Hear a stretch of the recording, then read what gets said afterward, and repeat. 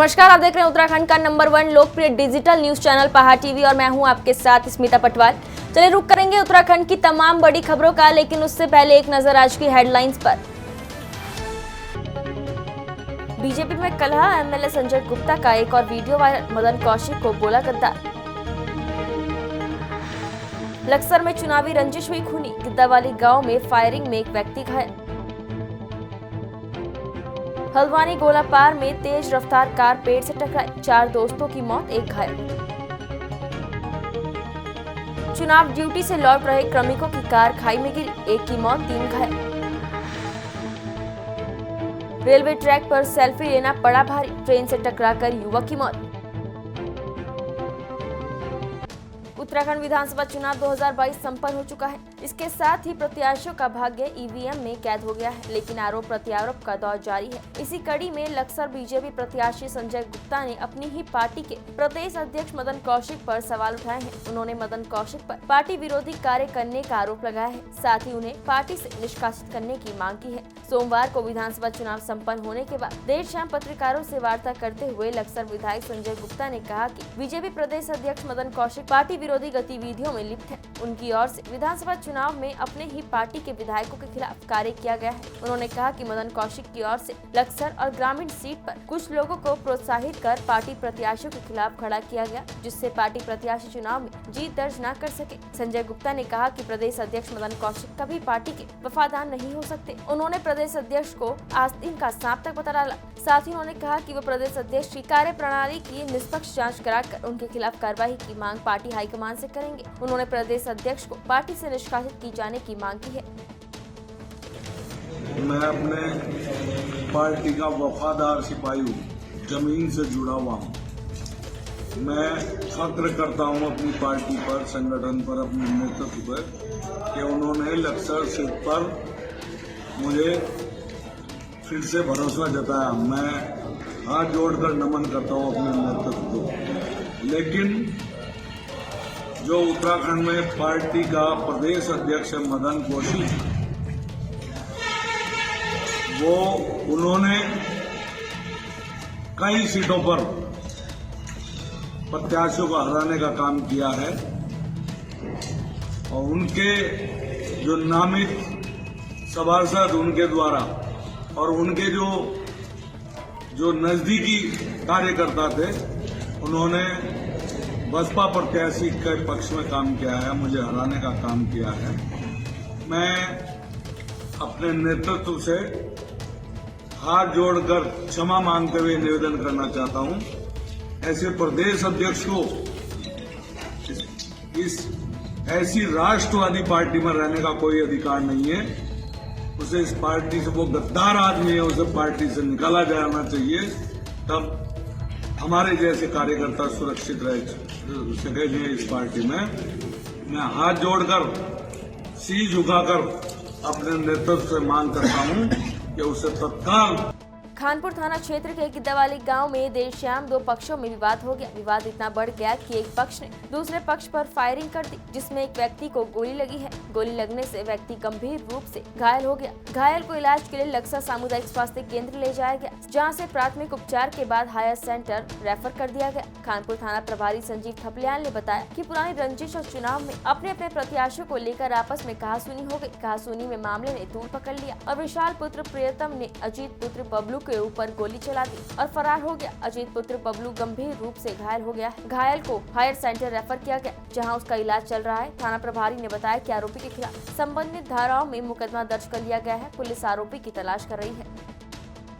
रुद्रप्रयाग जिले में निर्वाचन ड्यूटी से वापस लौटे कर्मचारी अव्यवस्थाओं पर बिफर पड़े और इंकलाब जिंदाबाद के नारों के साथ जिलाधिकारी रुद्रप्रयाग के खिलाफ जबरदस्त नारेबाजी करने लगे। दरअसल रुद्रप्रयाग जिले की दोनों विधानसभाओं की रवानगी और वापसी अगस्त मुनि से सुनिश्चित की गई है। यहां से जिले भर की 361 पोलिंग पार्टियां रवाना हुई, जिसमें 173 केदारनाथ विधानसभा में और 188 रुद्रप्रयाग विधानसभा में 12 से 13 फरवरी को पहुंची। आदेश अनुसार इन्हें 14 फरवरी को चुनाव संपन्न कराने के बाद समस्त सामग्री के साथ वापस अगस्त मुनि केंद्र पहुंचना था। मतदान 6 बजे शाम संपन्न हुआ और संपूर्ण निर्वाचन सामग्री को निर्धारित मानकों के हिसाब से क्लोजिंग करते करते 3-4 घंटों का समय लग गया। ऐसे में देर रात तकरीबन 3:30 बजे तक कर्मचारी लौटते रहे, लेकिन जब वो अगस्त मुनि पहुंचे तो अव्यवस्थाएं देख अधिकांश लोग भड़क गए और अव्यवस्थाओं के खिलाफ नारेबाजी होने लगी। दरअसल इस पूरी अव्यवस्था के पीछे मूवमेंट प्लान का झोल सामने आ रहा है, जिस पर उच्च अधिकारियों ने धरातलीय स्थिति को दरकिनार कर स्वीकृति दे दी, जबकि निर्वाचन अधिकारियों को पहाड़ की भौगोलिक स्थितियों का पहले संज्ञान लेना चाहिए था और उसी हिसाब से वापसी कार्यक्रम तय होने चाहिए थे। मूवमेंट प्लान फेल होने के पीछे कानून को पटवारियों की हड़ताल भी एक कारण रहा। प्लान बनने में डेलीवेज कर्मचारियों की अनुभवहीनता और उच्च अधिकारियों की आंख मूंद कर की गई स्वीकृति भारी पड़ी।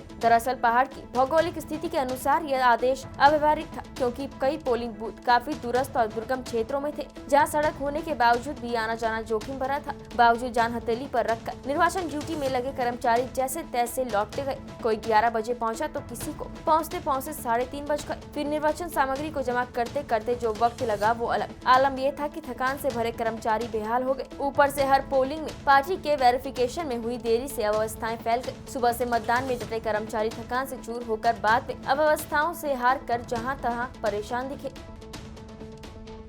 पुरोला विधानसभा के सिलारू, सिकानू की सेरी, सेवा, बरी और यमुनोत्री विधानसभा के कुठार, हलना और नाकोड़ा गांव के ग्रामीण लंबे समय से सड़क निर्माण की मांग कर रहे हैं, लेकिन कई बार आश्वासन मिलने के बावजूद उनकी मांग पूरी नहीं हुई, जिससे नाराज ग्रामीणों ने कल चुनाव बहिष्कार का ऐलान कर दिया। ये समाधान हो सकता है अगर जनप्रतिनिधि और सरकार तक, इसकी एडमिनिस्ट्रेशन तक, इसकी शासक तक हमारी आवाज़ जाए कि क्यों कुठार गांव में बहिष्कार है, क्यों मतदान नहीं कर रहे हैं लोग। अगर हमारी आवाज़ वो सुनेंगे तभी इसका समाधान हो सकता है, नहीं तो नहीं होगा। हम वोट नहीं देंगे तो क्या फ़ायदा है। अगर वोट भी नहीं देंगे, हमारा सबसे बड़ा ये होता है कि हम मत दें, लेकिन हम मत नहीं दे रहे हैं। क्यों नहीं दे रहे हैं? इसलिए नहीं दे रहे हैं क्योंकि हमारे गांव में रोड नहीं है। अच्छा, एक दूसरा मैं ये कहना चाहूँगा कि आपने पहले इसके संदर्भ में ज्ञापन भी प्रेषित किया है उप जिलाधिकारी महोदय के पास।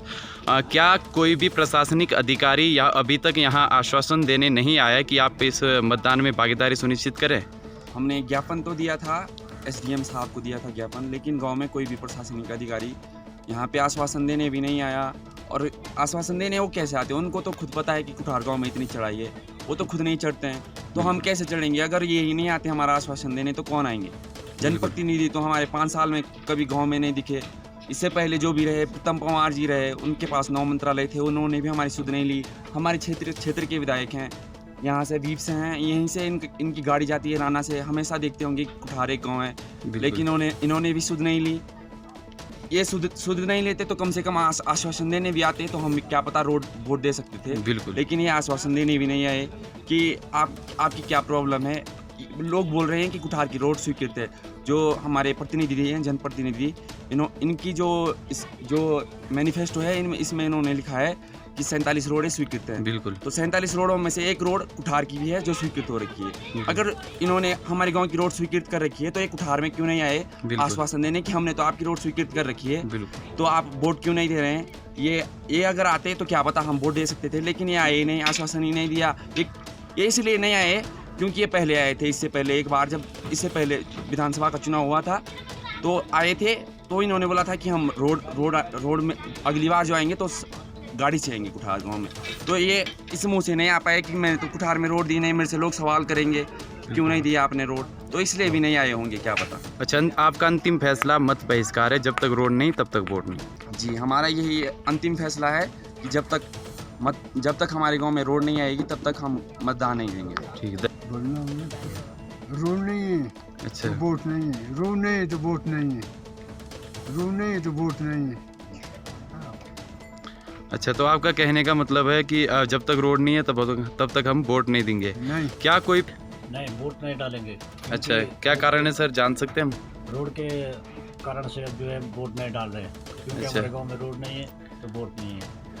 नरेंद्र नगर विधानसभा की ग्राम पंचायत पसर में कल सुबह 95 वर्षीय राजेंद्र सिंह रावत को गुलदार ने अपना निवाला बना लिया। घटना की सूचना पाते ही जिला अधिकारी टीरी ईवा आशीष श्रीवास्तव, SSP नवनीत भुल्लर, DFO और रेंज अधिकारी विवेक जोशी सहित टीम घटनास्थल की ओर रवाना हुई। इस घटना से आक्रोशित ग्रामीणों ने विधानसभा चुनाव का बहिष्कार कर दिया। पसर और तलाई के बूथों पर एक भी वोट नहीं डाला गया। बताते चले कि क्षेत्र में 17वें दिन गुलदार द्वारा व्यक्ति को निवाला बनाए जाने की ये दूसरी घटना है। इससे पूर्व गुलदार इसी क्षेत्र के बेरनी गांव की 74 वर्षीय देवकी देवी को 28 जनवरी को अपना निवाला बना चुका था, जबकि इससे पूर्व 20 जनवरी को मटियाली ग्राम पंचायत के काटल गांव की 15 वर्षीय करिश्मा भंडारी और 11 फरवरी को ओडाड़ा ग्राम पंचायत के पलोगी गांव के 32 वर्षीय युवा सुंदर सिंह रावत को हमला कर बुरी तरह घायल कर चुका था। लोगों के शोर मचाने से गुलदार की चुंगल से ये दोनों बाल बाल बच गए। क्षेत्रवासियों का कहना है कि गुलदार निरंतर इसी क्षेत्र में दिख रहा है। लगातार हो रही इस तरह की घटनाओं से क्षेत्र में दहशत का माहौल है। क्षेत्र के ग्रामीणों ने आदमखोर गुलदार को मारे जाने की मांग करते हुए चेतावनी दी है कि यदि गुलदार जल्द न मारा गया तो क्षेत्र के लोग सड़कों पर उतरकर आंदोलन को बाध्य होंगे। कुछ नहीं है, ये लोग आ गए, इनको वहाँ भेजा जाए। और ये आज की बात नहीं है, ये घटना हो चुकी है। अभी इसमें पता नहीं कितनी घटना होने वाली है, इसमें कोई कार्रवाई नहीं होगी। और हमें पता है जो बात आज दबगी वो कल नहीं उठेगी, वो बात नहीं आएगी वो बात। इसलिए इसमें तुरंत कार्रवाई होनी चाहिए और तुरंत होनी चाहिए। ठीक है, ये साहब हम कह रहे हैं और हम क्या बता सकते हैं। इससे पहले आपको पता है कितनी घटना हो चुकी है, ये फर्स्ट घटना तो है नहीं। और इसके बाद नहीं तो हम अगर यहाँ नहीं होगा तो फिर हम आगे तक आएंगे। हम पूरा ग्राम सभा नहीं आएगी, इसमें सब पूरा क्षेत्र आएगा, नरेंद्र नगर विधानसभा आएगा, हम विधानसभा लेके आएंगे। पूरा आपको करना ही होगा, नहीं करना है तो आप बता दो कि हमें नहीं करना है। आंदोलन करेंगे हम उसके लिए भी तैयार हैं। जिला मुख्यालय पौड़ी में आज सुबह चुनाव ड्यूटी से लौट रहे चुनाव कर्मियों की कार 200 मीटर गहरी खाई में जा गिरी। वाहन निजी बताया जा रहा है, जिसमें 4 लोग सवार थे। हादसे में एक व्यक्ति की मौत हो गई है, जबकि अन्य 3 लोग घायल बताए जा रहे हैं। सभी घायलों को उपचार के लिए जिला अस्पताल पौड़ी लाया गया, जहां से हायर सेंटर रेफर कर दिया गया है। एसडीएम सदर आकाश जोशी ने बताया कि पौड़ी देवप्रयाग मोटर मार्ग पर आज सुबह एक वाहन दुर्घटनाग्रस्त हो गया। उन्होंने बताया कि इन 4 लोगों की चुनाव ड्यूटी नैनी डांडा ब्लॉक के अलग अलग क्षेत्रों में लगी थी। चुनाव का सामान जमा करने के बाद ये सभी लोग देहरादून अपने घरों को लौट रहे थे। तभी पौड़ी देवप्रयाग हाईवे पर भटकोट के समीप वाहन अनियंत्रित होकर करीब 200 मीटर गहरी खाई में जा गिरा। राजस्व उप निरीक्षक दीपक देवरानी ने बताया कि डॉक्टरों ने घायलों को हायर सेंटर रेफर कर दिया है। जनपद में जितनी पोलिंग पार्टियां कल वापस आना था वो सभी आ चुका था और रात को 11 बजे अपना सामग्री जमा करने के पश्चात कुछ कार्मिक जो है यहीं पर उन्होंने अपना रात्रि विश्राम किया। आज सुबह 7 बजे से लेकर 7:30 के बीच में वो अपना निजी वाहन से देहरादून की तरफ अपना जो आवास है वहाँ लौट रहे थे। तो जिस वाहन से वो जा रहे थे उस वाहन को दुर्घटना हो गया और दुर्घटना में एक व्यक्ति का मृत्यु हो गया जिनका नाम रणवीर सिंह है। तो वो देहरादून के निवासी हैं और यज्ञेश्वर में सर्विस करते हैं और उनके परिवार को सूचित कर दिया गया है। अभी जिला अस्पताल में उनके साथ में जो प्रवास कर रहे थे, यात्रा कर रहे थे, उसमें से 3 लोग जो इंजर्ड थे उनसे भी मैं स्वयं जाके मुलाकात किया।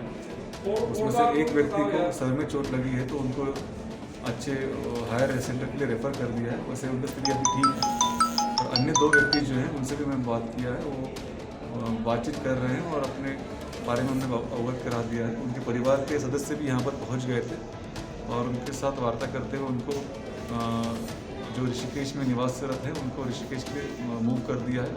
साथ में उनके परिवारजन भी उनके साथ जा रहे हैं। अभी तक जो सूचना मिली है उसके हिसाब से बाकी 3 लोग जो इंजर्ड है वो ठीक है। देहरादून के रायवाला थाना क्षेत्र अंतर्गत मोतीचूर रेलवे ट्रैक के पास सेल्फी लेने के दौरान एक युवक की ट्रेन से टकरा कर मौत हो गई। पुलिस ने शव कब्जे में लेकर पोस्टमार्टम के लिए भेज दिया है। पुलिस के मुताबिक कंट्रोल रूम से सूचना मिली कि मोतीचूर रेलवे ट्रैक के पास से एक युवक जख्मी हालत में पड़ा है। सूचना मिलते ही पुलिस मौके पर पहुंची और युवक को अस्पताल में भर्ती कराया, जहाँ युवक ने दम तोड़ दिया। प्रत्यक्षदर्शियों ने बताया कि युवक काफी नशे में था, जो पटरी पर खड़ा होकर ट्रेन के सामने सेल्फी ले रहा था, जिसे लोगों ने मना भी किया, लेकिन युवक ने नशे में होने की वजह से किसी की भी बात नहीं सुनी। देखते ही देखते युवक ट्रेन से टकरा गया और लहूलुहान होकर मौके पर गिर पड़ा। पुलिस ने जख्मी हालत में युवक को सरकारी अस्पताल हरिद्वार पहुंचाया, जहां इलाज के दौरान युवक ने दम तोड़ दिया। थाना अध्यक्ष भुवन चंद पुजारी ने बताया कि युवक की पहचान मयंक जोशी पुत्र वीरेंद्र जोशी निवासी खड़खड़ी हरिद्वार के रूप में हुई है। मामले की जानकारी परिजनों को दे दी गई है। शव को पंचनामा बनने के बाद पोस्टमार्टम के लिए भेज दिया गया है। उत्तराखंड की तमाम बड़ी खबरों में फिलहाल इतना ही। बाकी खबरों के लिए बने रहिए पहाड़ टीवी के साथ। नमस्कार।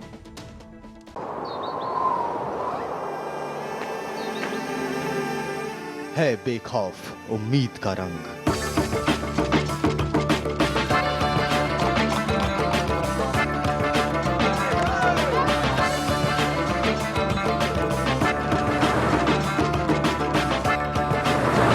है आस्था भी।